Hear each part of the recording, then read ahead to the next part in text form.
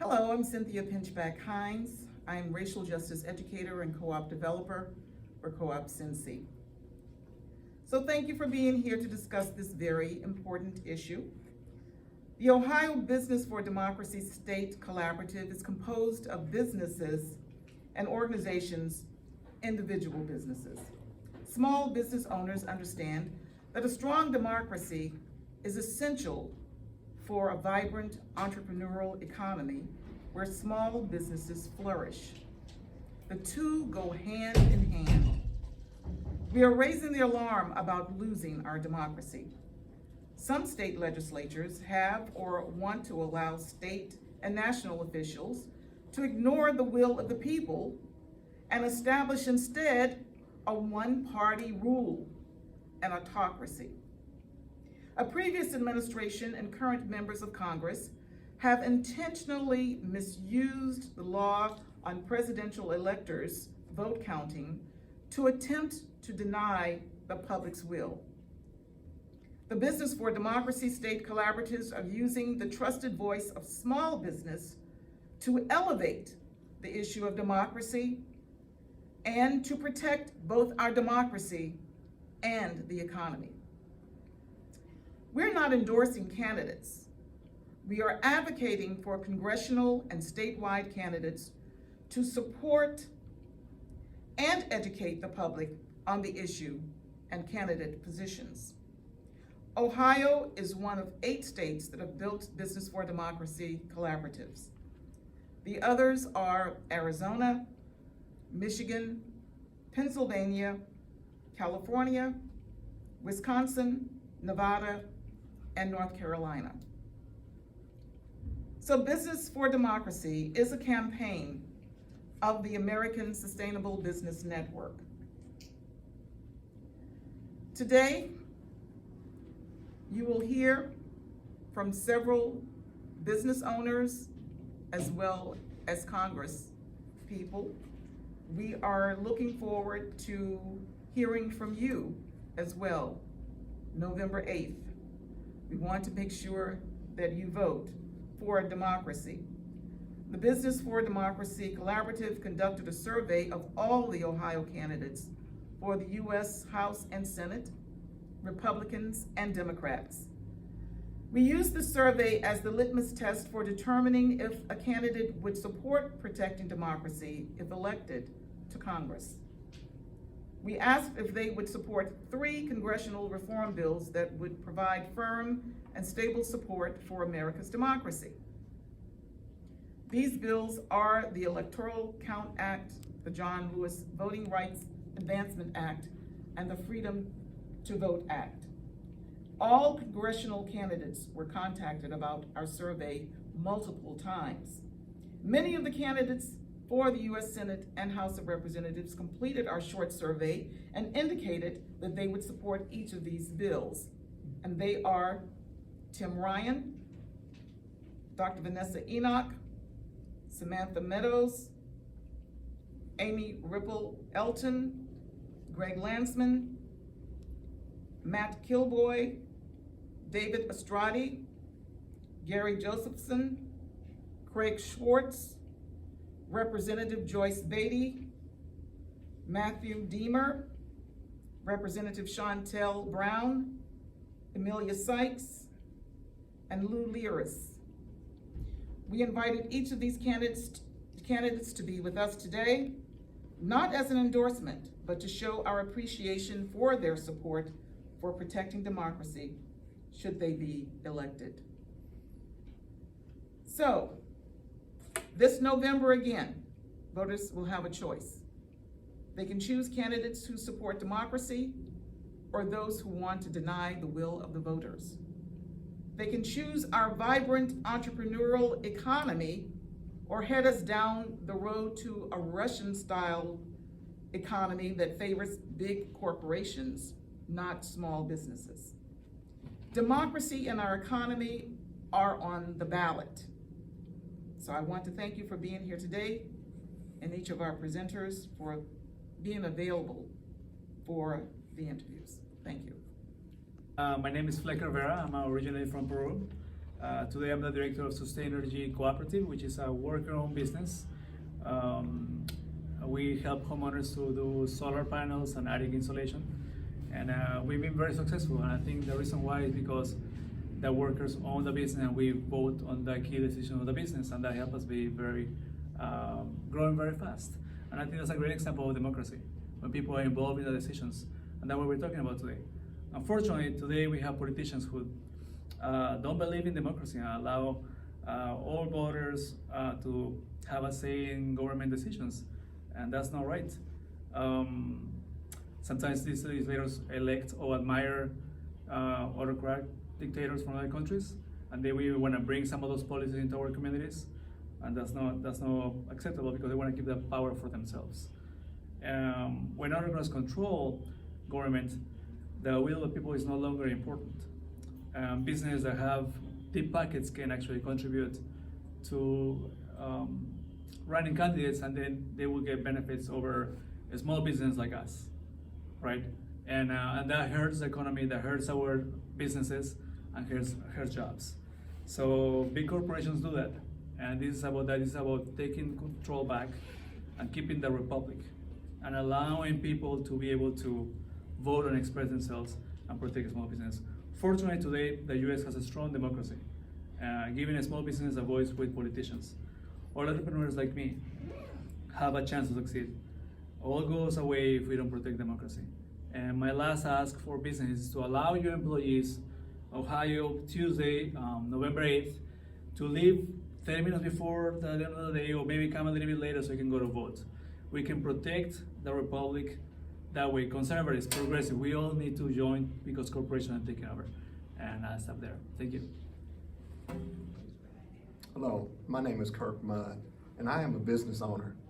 I have worked with small businesses for over 30 years. I understand their entrepreneurial spirit because I have that same spirit.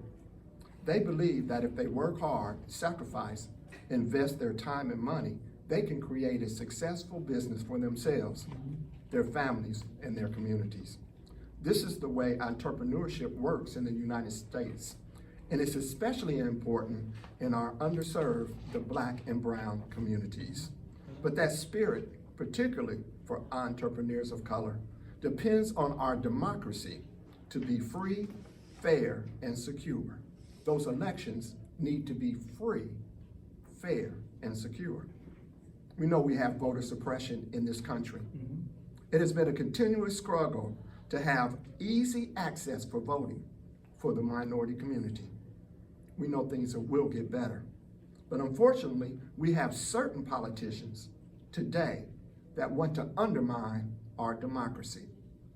They only want particular voters to determine the elections.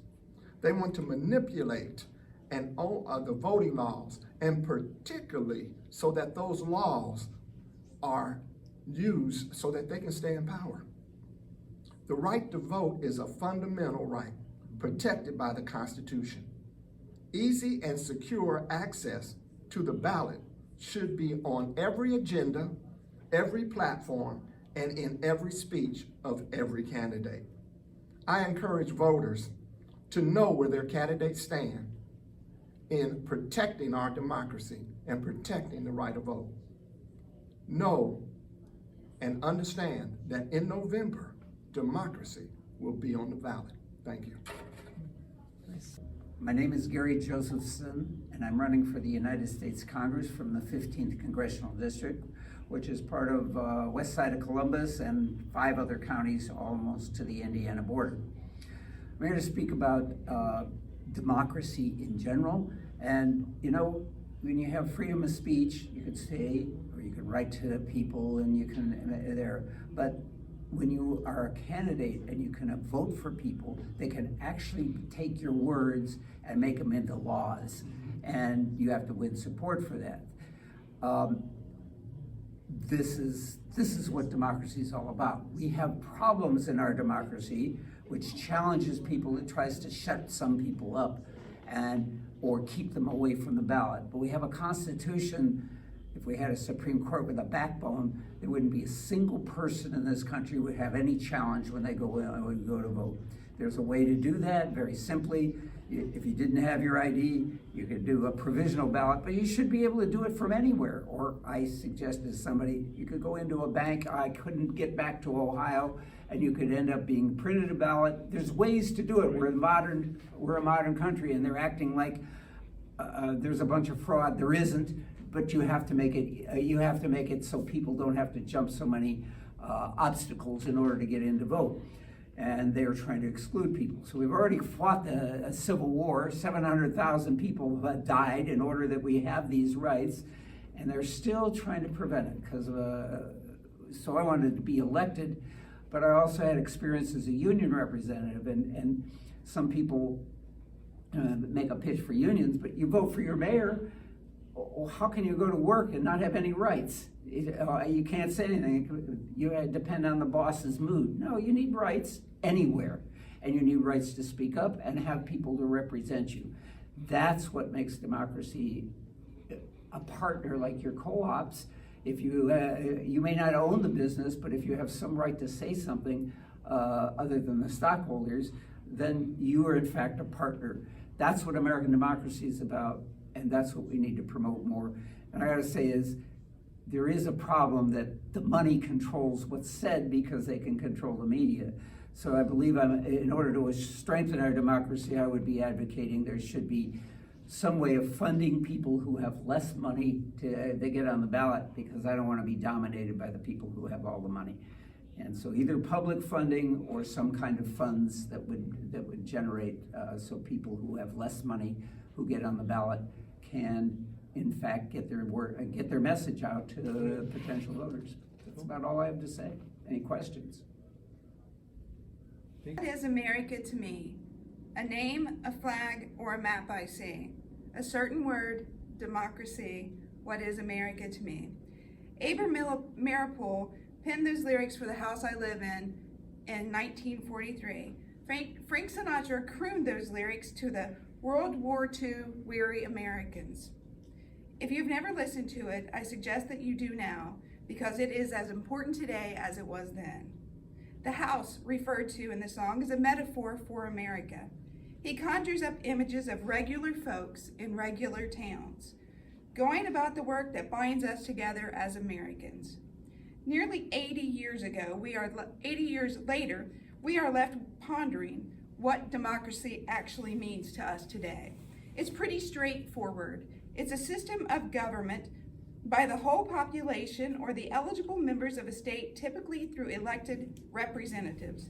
But that definition has become perverted by groups and elected officials whose goal is to take the power away from the people. They do not see that they are working towards an autocracy, or do they? We must fight to maintain our democracy. For democracy to prevail, we must do more. We must act more. We must be more. As an elected representative in Ohio's 2nd Congressional District, I commit to voting for the Electoral Count Reform Act of 2022. I am committed, and I find it shameful that the John Lewis Voting Rights Advancement Act has not been passed. I commit to the Freedom to Vote Act because I believe that the power should be in the people of the United States, my district, and the state of Ohio. I thank you for having me today, and I support the Business for Democracy, Ohio. Thank you. My name is Amy Rippel-Elton. I'm running for Congress in Ohio's 12th District.